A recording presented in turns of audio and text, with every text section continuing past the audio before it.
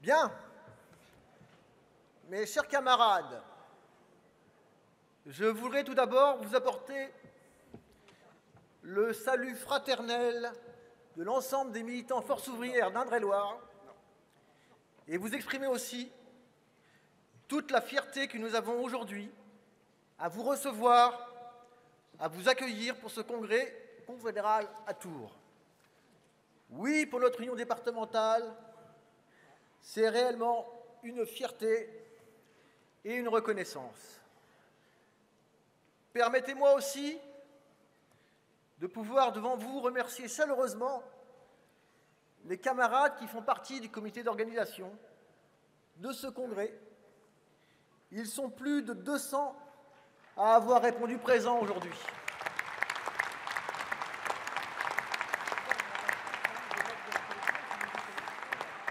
Ils sont répartis dans les différentes équipes et je suis certain qu'ils feront leur maximum pour vous aider durant toute la durée de cette semaine afin que vous puissiez passer un excellent congrès et que du point de vue de l'organisation, aucun mauvais esprit ne puisse tenter la moindre comparaison douteuse avec notre voisin le cirque Pinder qui traditionnellement débute à Tours sa tournée annuelle. Alors oui, mes chers camarades, simplement, bienvenue au congrès des syndicats Force ouvrière, bienvenue à Tours et bienvenue en Touraine.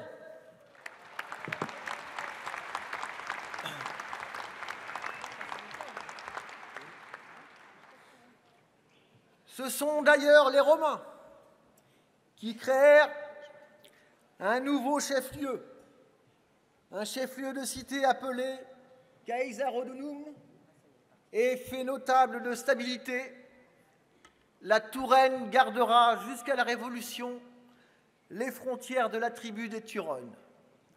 C'est d'ailleurs à cette époque que Tours deviendra célèbre dans toute l'Europe, grâce à l'action d'un sombre légionnaire romain dénommé Martin, qui créa l'ermitage de Marmoutier et qui devint évêque de Tours. C'est d'ailleurs autour de son tombeau que se développera la puissante abbaye de Saint-Martin. Ce thaumaturge est surtout bien connu grâce à un autre évêque, Grégoire de Tours, historien de l'époque mérovingienne et de son diocèse.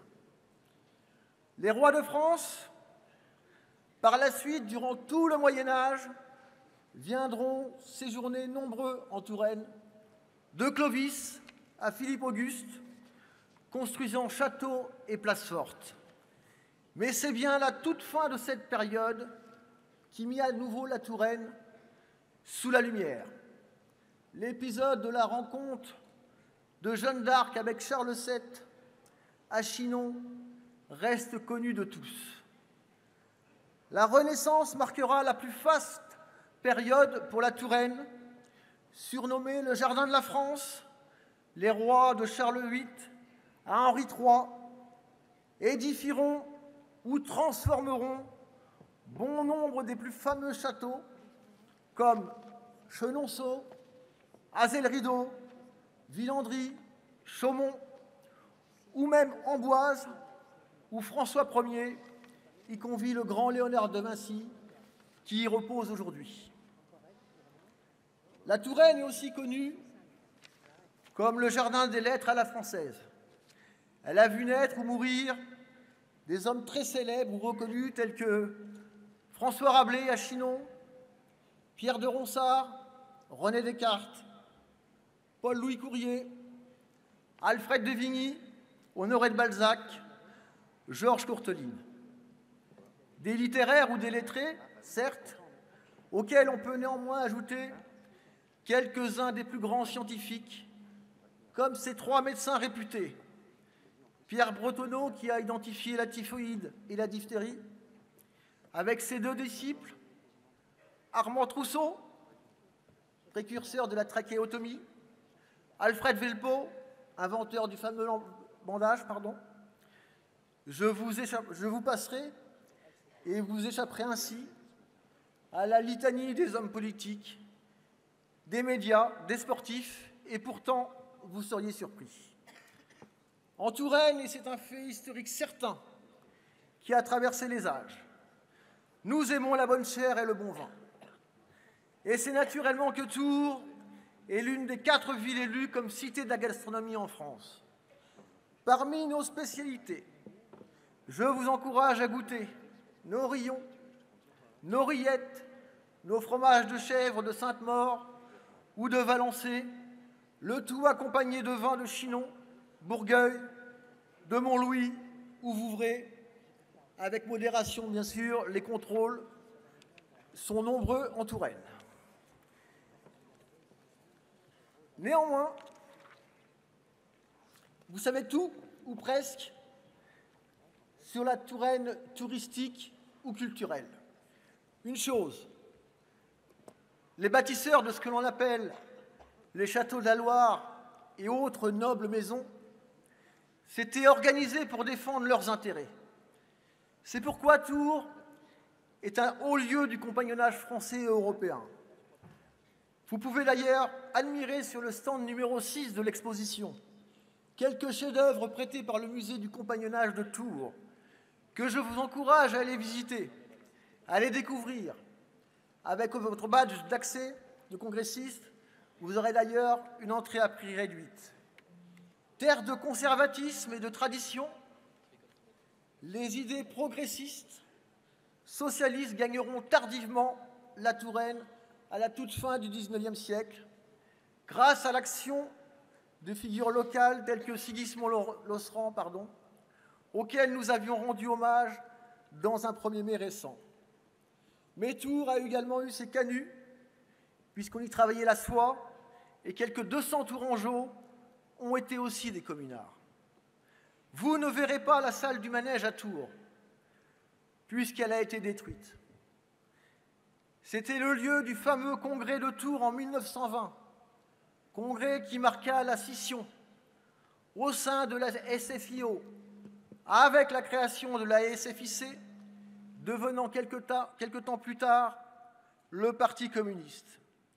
C'est derrière la première scission syndicale avec la création de la CGTU sous emprise communiste. Aujourd'hui, en 2015, le département d'Indre-et-Loire, c'est toujours le cœur de l'ancienne province. Situé à un important carrefour de communication, il regroupe près de 600 000 habitants. C'est 220 000 salariés du privé et 40 000 du public.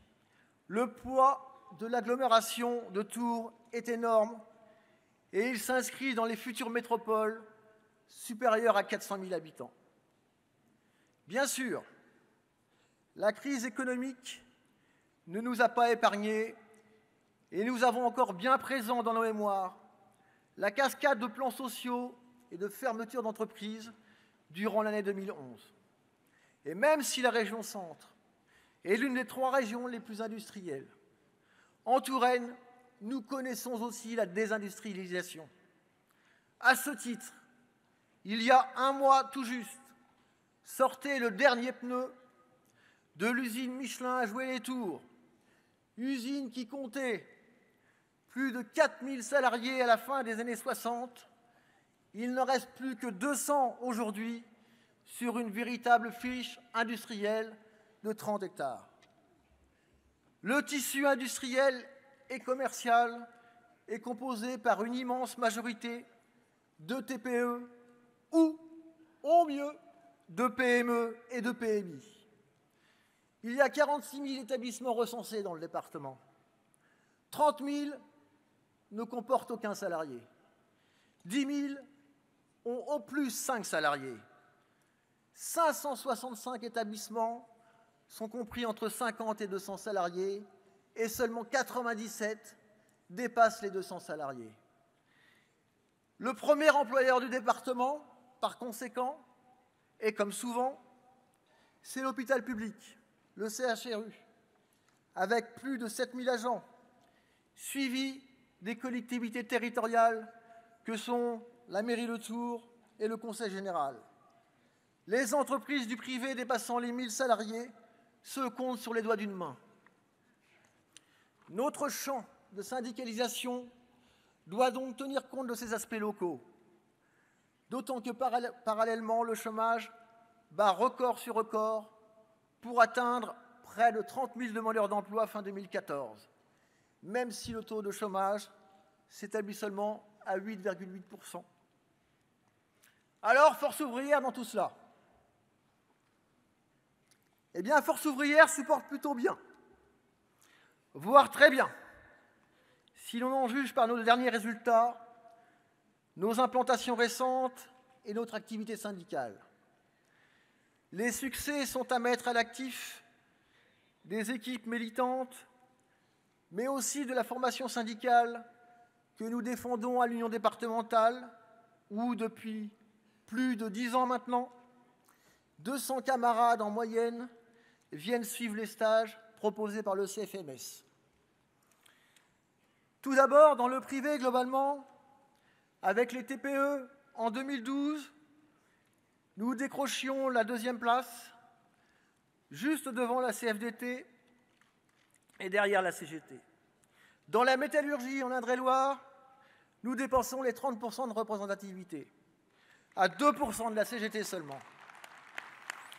Et là encore, loin devant la CFDT.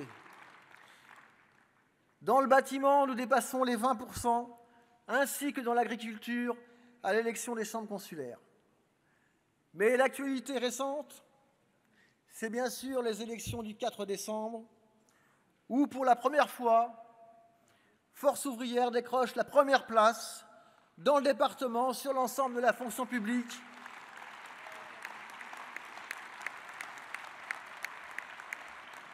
avec une progression spectaculaire, comme à l'Éducation nationale, où avec 22% des voix, nous sommes la 2e fédération syndicale. Dans le 1er degré, nous obtenons même la plus forte progression, plus 50% de voix pour le SNUDI FO 37, qui dépasse dorénavant les 30 points de représentativité, mes camarades. Au ministère de l'Intérieur, à la police, à la préfecture, tous les résultats sont supérieurs à 50%. À la Défense, sur la base de Défense de Tours, nous restons la première organisation et loin devant les alliances contre nature.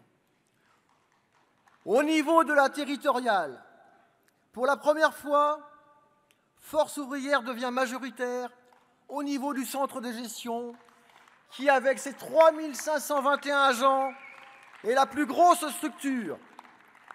Nous obtenons le plus d'élus sur l'ensemble des comités techniques du département et nos résultats progressent de 300 voix, soit plus 16%.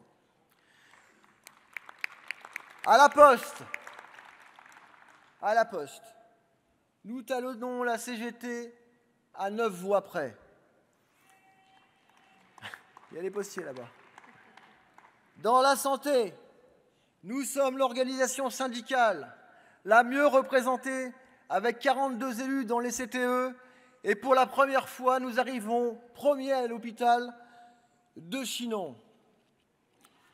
Les bons résultats sont à mettre au crédit du travail militant et de nos revendications sur la défense et la place du service public, sur la défense des statuts et la défense et la promotion des valeurs de la République sociale. Oui, que ce soit au niveau départemental ou national, seule notre organisation syndicale défend réellement les piliers de la République sociale et laïque. Ce message, parce que nos syndicats œuvrent tous les jours sur le terrain et que nous défendons par-dessus tout notre liberté, notre indépendance. Ce message est compris par les salariés qui se tournent vers Force ouvrière. Oui, de ces élections du 4 décembre, nous ressortons renforcés, y compris en termes d'adhérents. Nous confortons et nous améliorons encore notre deuxième place comme organisation syndicale interprofessionnelle dans le département.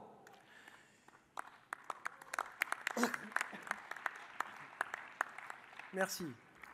Et parce que nous continuons à incarner seuls les valeurs de la charte d'Amiens et que nous plaçons notre action, nos revendications strictement sur le terrain économique, nous avons une responsabilité particulière vis-à-vis des salariés de la classe ouvrière. Aussi, parce que nous sommes à un moment particulier, y compris du point de vue du monde syndical, il nous faut ressortir de ce congrès avec un cap et des revendications claires, avec une confédération renforcée et solide sur ses fondations. Alors, je vous souhaite un congrès riche en débats, dans le respect de nos traditions de camaraderie. Et je vous redis du fond du cœur, avec toute notre amitié, à tous et à toutes, bienvenue à Tours. Je vous embrasse et je vous remercie. Vive l'Union départementale des syndicats Force ouvrière d'Indre-et-Loire et vive la Confédération générale du travail Force ouvrière. Merci mes camarades.